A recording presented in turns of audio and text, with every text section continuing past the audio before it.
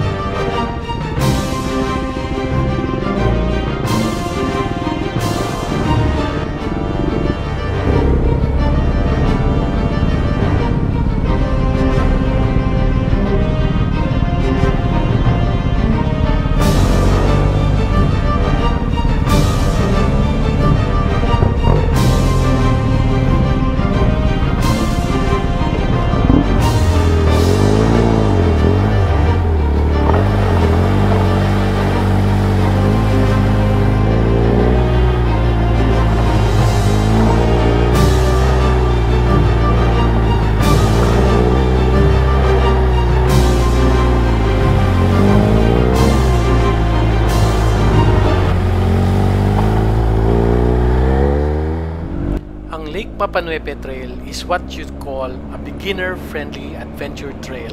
It's a light trail pero wag niyong maliitin. The terrain has its own surprises.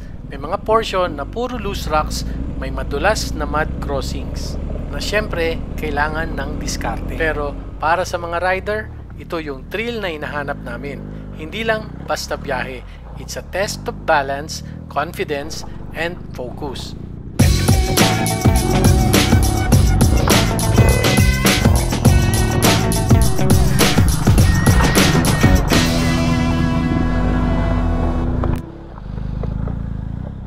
At syempre, camaraderie. Every stop, may kwentuhan, tawanan, minsan may tulungan. Kasi may mga nadudulas, nadadapa, natumba, part ng lang laro yan. Pagka sinabing off-road, expected na may konting gasgas, maraming alikabok, at madalas madudulas. Uy! Kailangan ikaw! Ikaw na mag-action, boss! Ha? Hindi kaya talaga, boss. Hindi kaya. Kako pa, oh. Hindi naman, oh. Naka-minimum na yun, eh.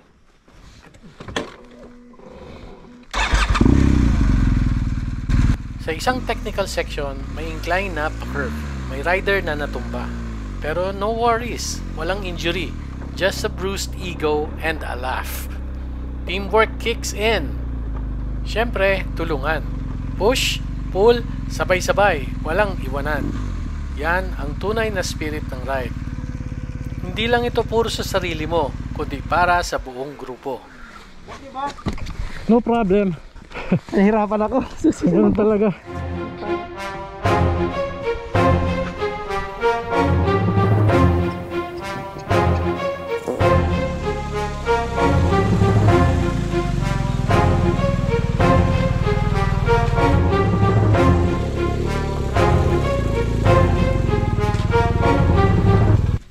Pagod ako.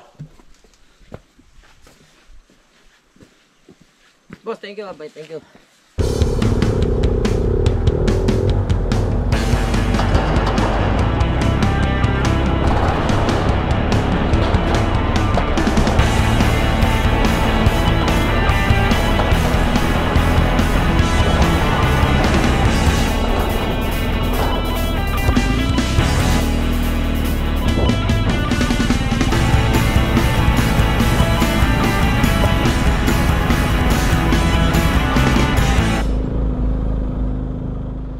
Akala namin, light trail lang talaga. Yung tipong pa-chill ride lang going to the Lake Mapanuepe. But then, after passing through the usual gravel and some rocky patches, narating namin itong mahabang stretch. Isang mahabang sandy trail leading into a shallow river crossing. At first glance, parang madali lang. Flat surface, no obvious obstacles. Pero yan ang delikado. Yung mukhang madali pero patipong pala. Pag-apak ng gulong sa buhangin, boom! Yun, halos lahat napasigaw. Literal na lumulubog ang gulong. It wasn't compact sand, malambot siya, parang buhangin sa tabing dagat na basa. If you don't keep momentum, lulubog ka. Matitigil, then well, bagsak. The first bike tried to power through. Off he went, twisting the throttles, tires spinning, pero halfway through, nag-slide ang likod. Pit-pit ang rider. Bagsak. Yung river crossing, akala mo babadla ng konti sa tubig. Tapos go na ulit. Pero hindi. May layer ng malalaking bato sa ilalim. Hindi mo kita, pero ramdam ng gulong. Hindi ka pwedeng bumagal, pero delikado rin ang mapilis. It's a balance of momentum and finesse. Ride because it makes us feel alive. But every rider knows it's not always smooth roads and perfect skies. Sometimes we fall, a sharp turn taken too fast, a sudden rain on a mountain pass, or life itself throwing us off course. But that's the thing about riders, we don't stay down.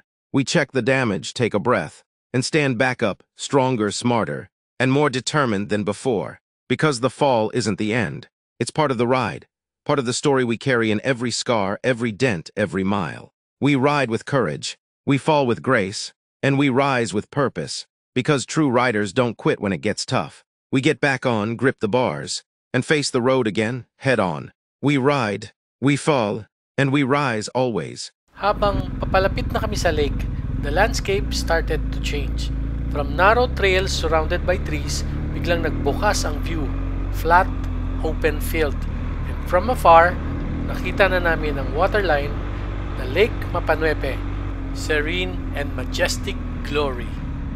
Tahimik, malawak, parang salamin ang tubig, at sa gitna ng katahimikan, naririnig mo lang ang makina ng motor mo at ang hininga mo na may halong pagod at amazement. Tigil muna kami, park lahat ng motor, bumaba, tumahimik. May iba sa amin na upo lang. Nakatingin sa lake, alam mo yung moment na walang nagsasalita. Pero alam mong fulfilled ang bawat isa. Yun na yun. Welcome to Mapanuepe! What's up? Yes! Woo! Mapanuepe!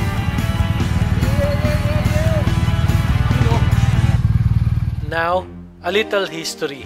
Lake Mapanuepe is not your ordinary lake.